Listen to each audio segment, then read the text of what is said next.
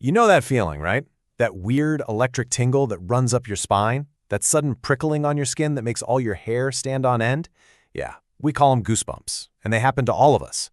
But what if I told you that this little reflex is actually a ghost from our evolutionary past, and that it holds a secret to how our brains experience pure pleasure? I mean, it's one of the most universal things we feel.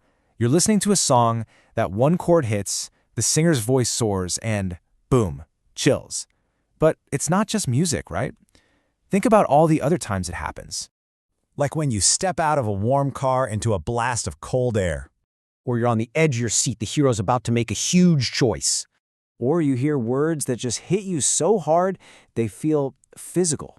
All these different things trigger the exact same response in our bodies. So what on earth is actually going on?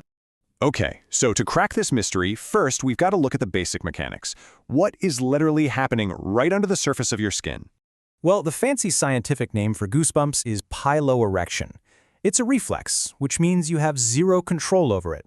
It's all handled by your sympathetic nervous system. Yep, the same one that's in charge of your fight-or-flight response. And how it works is actually pretty simple. At the bottom of every single hair on your body, there's a teeny tiny muscle called an Arrector Pili. When your brain sends out the signal, whether it's from being cold or from hearing a powerful song, all these little muscles contract at once. They pull the hair straight up, and that's what makes the skin around it bunch up into that classic little goosebump. Now, the textbook explanation you always hear is that this is all about staying warm. For a furry animal, making its hair stand up traps a layer of air close to the skin, which works as insulation. But let's be honest, for us humans with our relatively sparse body hair, that explanation doesn't really hold up, does it? And this is where we have to look back, way back. To really understand our goosebumps, we have to talk about our ancestors. Because this reflex, it's basically a ghost of our evolution. I mean, just look at this. For our hairy ancestors, piloerection had two super clear jobs, keeping them warm and intimidation. You know, think of a cat getting spooked or a porcupine raising its quills. Fluffing up makes you look bigger, scarier.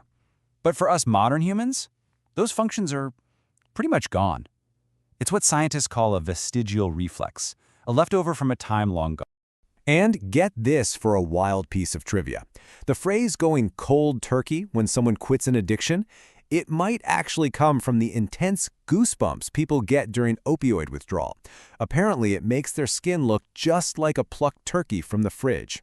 A bit strange, I know, but a pretty memorable connection.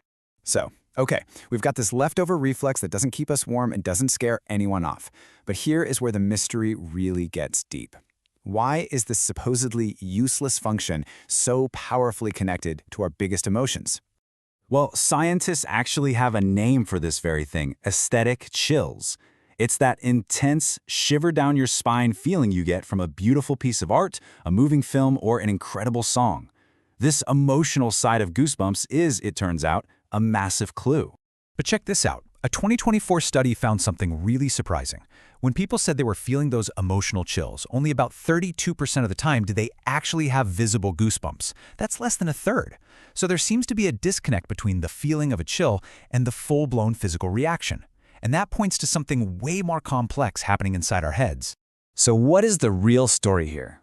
To find the answer, we have to stop looking at the skin and start looking deep inside the brain, right at that peak moment of intensity.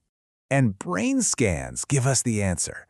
When you experience those aesthetic chills, it's not a fear center lighting up, it's not a cold response, it's your brain's core reward circuit.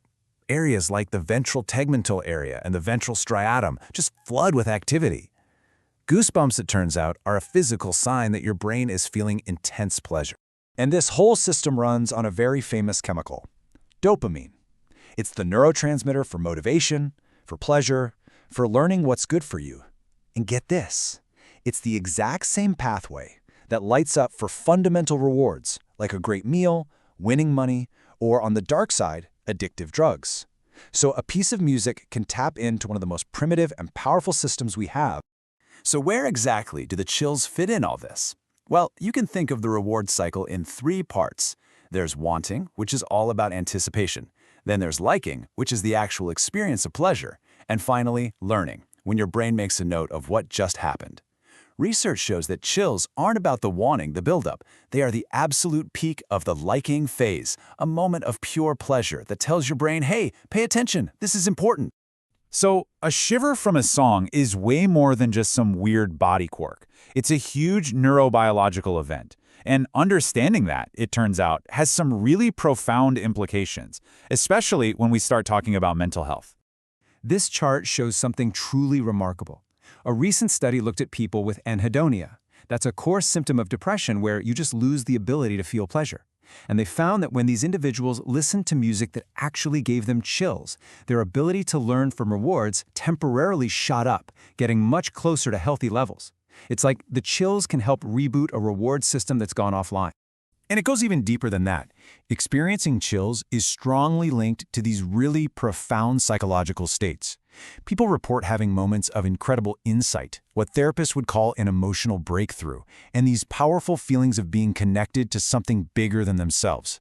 The effects are actually surprisingly similar to what's reported in studies on psychedelic therapy. So here's the big takeaway. We need to completely reframe how we think about goosebumps. They're not some useless leftover. They are a physical outward sign that your brain and body are locked in, experiencing a peak moment of pleasure, of meaning, and of supercharged learning. And that's why scientists are so excited about this. As they put it, this everyday little thing gives us an amazing window into the human brain.